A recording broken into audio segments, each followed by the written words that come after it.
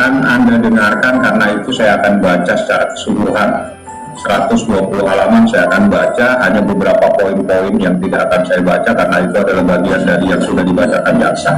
Tapi hal-hal yang belum pernah dibacakan jaksa akan saya bacakan secara keseluruhan.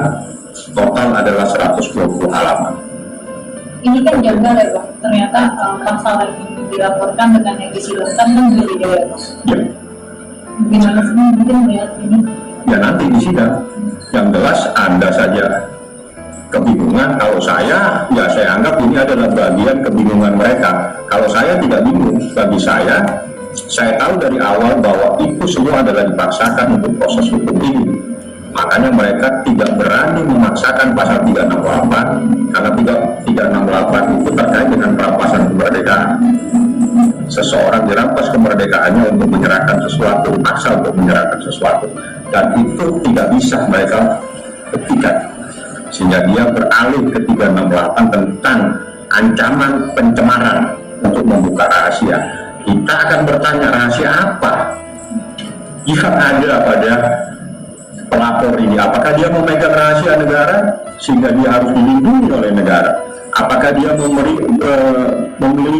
melindungi rahasia terhadap kesatuan republik ini sehingga dia harus dilindungi? Ya kalau terkait dengan skincare yang bermasalah, terkait dengan hal-hal yang harus dilindungi oleh konsumen, dengan perlindungan konsumen harus dibuka, bukan ditutupi, bukan dilindungi, karena konsumen berhak untuk mengungkapkan apa yang menjadi haknya konsumen. Jadi tidak ada yang harus dirahasiakan.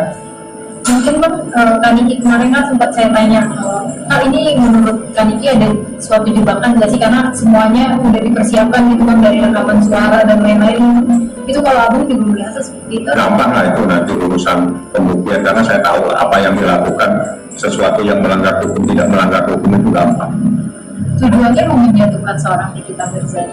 Saya tidak tahu, yang jelas saya akan bongkar nanti di persidangan. Anda ikutin saja besok secara live, silakan di live semua.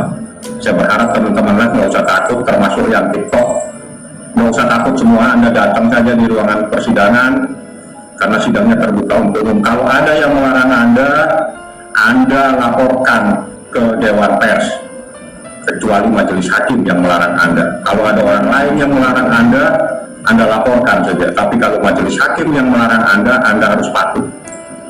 Ya, silakan Anda live, mau TikTok, mau apa silakan.